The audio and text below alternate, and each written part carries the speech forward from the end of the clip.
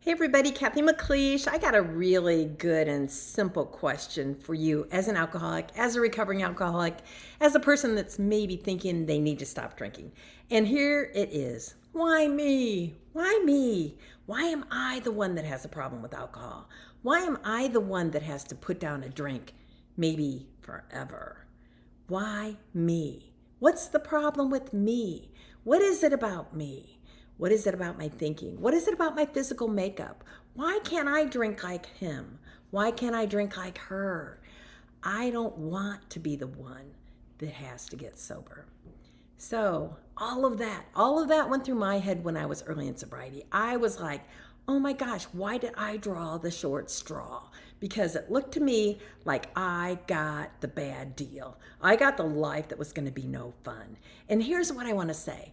And it's easy for me to say because I'm on the other side and it is a really good life, but I felt that way in my 20s. I got sober at 27. I felt that way before I was 28.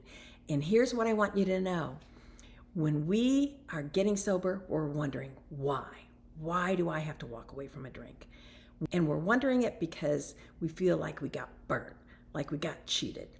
But what happens is 6 months later, a year later, 5 years later, 37 years later in my life, I am wondering, why me? Why was I the lucky one? Why wasn't I the one who died? Why wasn't I the one who ended up in prison? Why wasn't I the one that lost thing after thing? Home, car, family, children. Why not me? Why was I the one that got to get sober? And it's really hard to wrap your head around that when drinking is still your answer.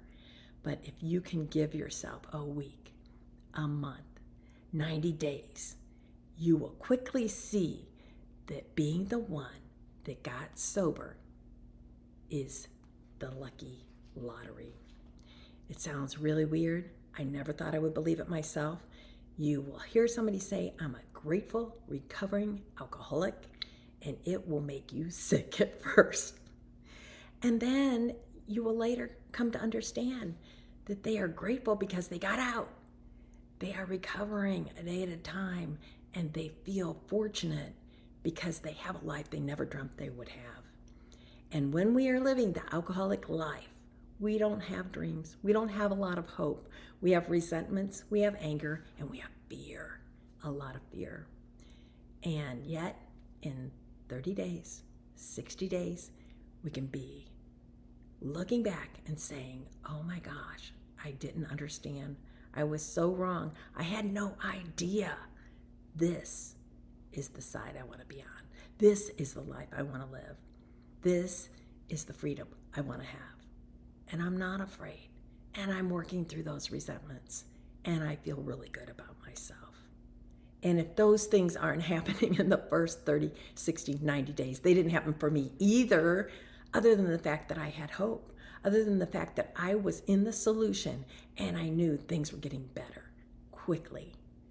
But it wasn't too long before I was looking back and thinking, almost like a survivor's guilt, why me?